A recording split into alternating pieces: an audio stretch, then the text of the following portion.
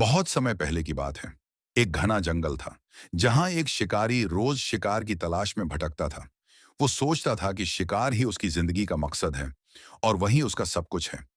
एक दिन वह शिकारी एक हिरण का पीछा करते करते जंगल के और भीतर चला गया। घंटों तक दौड़ाने के बाद भी हिरण उसके हाथ नहीं आया। थका हारा शिकारी जमीन पर बैठ गया और अपने तीर कमान को जमीन पर पटकते हुए बोला, शायद किस्मत ही मेरी दुश्मन है, मुझे कभी सफलता नहीं मिलेगी।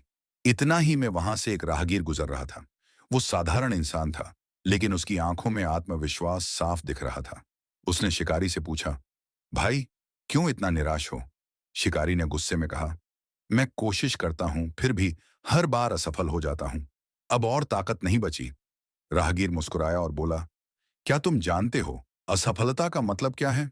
इसका मतलब है कि तुमने कोशिश की, और जब तक कोशिश जारी है तब तक सफलता बस एक कदम दूर है।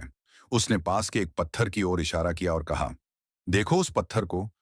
अगर कोई कलाकार उसे यूं ही छोड़ दे तो वो पत्थर ही रहेगा, लेकिन अगर वह बार बार छेनी और हथौड़ी से चोट करता रहे तो वही पत्थर भगवान की मूर्ति बन जाएगा। शिकारी ध्यान से सुन रहा था। राहगीर ने और कहा, जिंदगी भी ऐसी ही है। तुम्हारी हर असफल कोशिश तुम्हें तराश रही है, तुम्हें और मजबूत बना रही है। हार मान लेना मतलब है उस पत्थर को अधूरा छोड़ देना, और लगे रहना मतलब है अपनी किस्मत को खुद तराश लेना। शिकारी की आंखों में चमक आ गई। उसने अपने आंसू पोंछे और कमान उठाकर बोला, आज से मैं कभी हार नहीं मानूंगा। चाहे कितनी भी बार असफल हो जाऊं, मैं कोशिश करता रहूंगा।